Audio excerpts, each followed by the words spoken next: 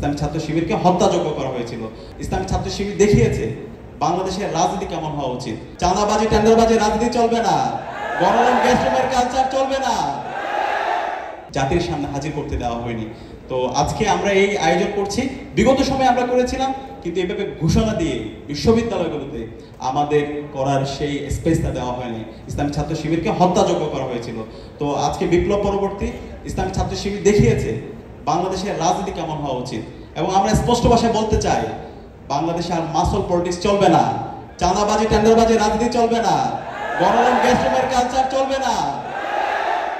আমাদের এই রাজনীতি হবে ওয়েলফেয়ার এন্ড পলিসি সেন্ট্রিক রাজনীতি, যে রাজনীতির মাধ্যমে আগামীর সৎ দক্ষ আদর্শ দেশপ্রেমিক নাগরিক তৈরি হবে, যারা বাংলাদেশের স্বাধীনতা সার্বভৌমত্ব অখণ্ডতার জন্য কথা বলবে, যারা ইনসাফের পক্ষে কথা বলবে, যারা সত্যকে সত্য বলবে।